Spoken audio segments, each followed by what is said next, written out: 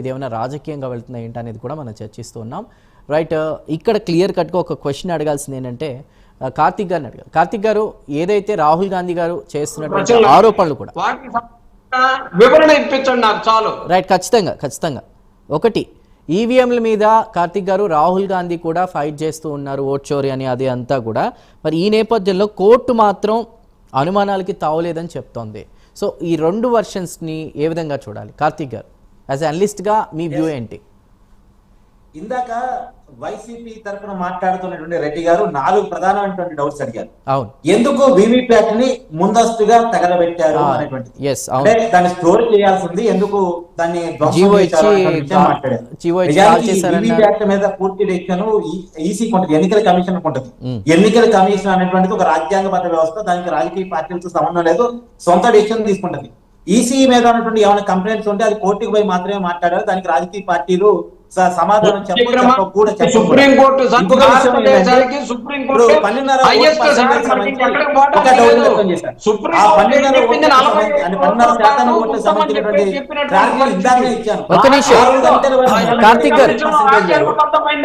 దాని ఇష్టం వచ్చిన నిర్ణయాలు తీసుకుంటే కుదరదు సార్.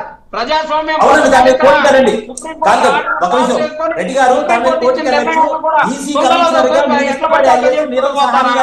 ఒకరి తర్వాత ఒకరు మాట్లాడండి. చిన్నప్రెడ్డి గారు ఒక్క నిమిషం. కార్తిక్ గారు, పార్టీలకు అనుబంధంగా పనిచేసే వ్యవస్థ కాదు, రాజకీయ పార్టీల కోసం ఈసీ పనిచేయదు. రాష్ట్ర ఎన్నికల అది కాదండి, వాళ్ళు అంటుంది ఈసీ రూల్స్ ని బ్రేక్ చేసింది, రూల్స్ బ్రేక్ చేశారు. ఒక నిమిషం కార్తిక్ గారు, ఇక 12% అంటారా? 6 గంటల వరకు జరిగిన పోలింగ్ వేరు, రాత్రి 11 గంటల వరకు 12 గంటల వరకు చాలా కేంద్రాల్లో పోలింగ్ జరిగిన విషయం అన్ని ఛానల్స్ కి తెలుసు. ఆ టైం వరకు జరిగిన పోలింగ్ పర్సెంటేజ్ రాశారు. ఆ రోజు చాలా క్లియర్ గా చూడండి. ఆ రోజు రాసింది ఏంటంటే ఈ పోలింగ్ పర్సెంటేజ్ కేవలం 6 గంటల వరకు పోలింగ్ పర్సెంటేజ్ మరింత పెరిగే అవకాశం ఉంది అని ఎవరు రాశారు? కార్తిక్ గారు, చిన్నప్పటి గారు ఒక్క నిమిషం. ఇప్పుడు దాన్ని కూడా నమ్మాలి. వినే ప్రేక్షకులకి క్లియర్ గా ఉండాలి. కార్తిక్ గారు ప్లీజ్ 1 సెకండ్ అండి, వారు ఒక ప్రశ్న ఇస్తున్నారు, ఒక్కసారి విని ఆన్సర్. ఇలా భారత 17వ ఉపరాష్ట్రపతి గారి ఎన్నిక జరిగినటువంటి నిమిషాల్లోనే కౌంటింగ్ వచ్చిందా రాలేదా? అవును, మిషన్లో అక్కడ కూడా వాళ్ళు కంప్యూటర్లే కదా వాడింది, వాళ్ళకి వచ్చింది కదా. ఇక్కడ వేసినటువంటి సాయంత్రం 6 గంటల నుంచి రాత్రి 12 గంటల వరకు వేసినటువంటి ఓటింగ్ పర్సెంటేజ్ చెప్పడానికి 12 రోజుల సమయం ఎందుకు తీసుకుంది కంప్యూటర్ అంటున్నాను నేను.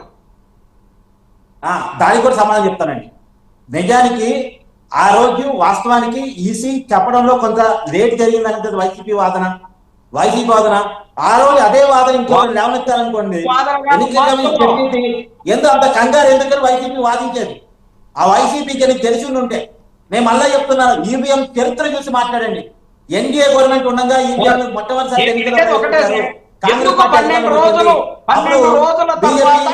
చాలా అనుమానాలు ఉంటాయి, కానీ 2014 చిన్నప్రెడ్డి గారు ఒకరి తర్వాత ఒకరు మాట్లాడండి ప్లీజ్, దయచేసి ఒకరి తర్వాత ఒకరు మాట్లాడండి. కన్ఫ్యూజన్ క్రియేట్ అవుతుంది. ఒక్క నిమిషం సార్. కార్తిక్ గారు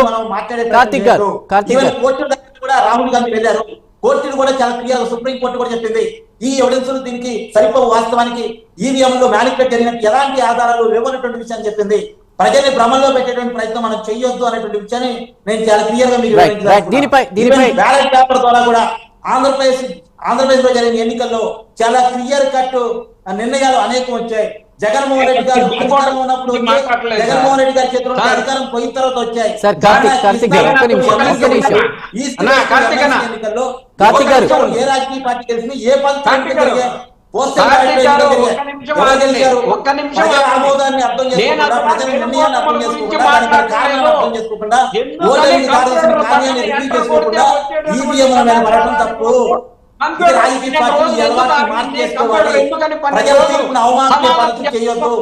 ఎన్నికల కమిషన్ ఎందుకని అక్కడ జాప్యం చేసింది అనేది మేము అడుగుతా ఉన్నాం.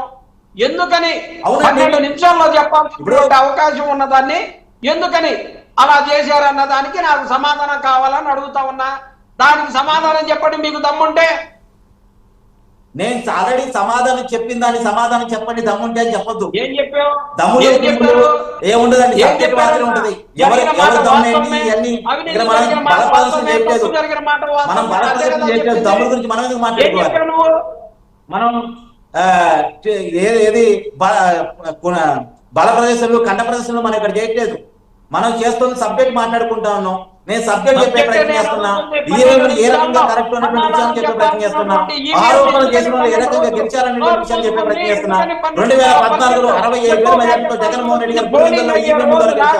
2019లో 91,000 మెజార్టీతో ఈవీఎం ద్వారా జగన్మోహన్ రెడ్డి గారు గెలిచారు మెజార్టీతో. మొన్న 61,000 మెజార్టీ తోటి జగన్మోహన్ రెడ్డి గారు పులివెందులలో ఈవీఎం ద్వారా గెలిచారు.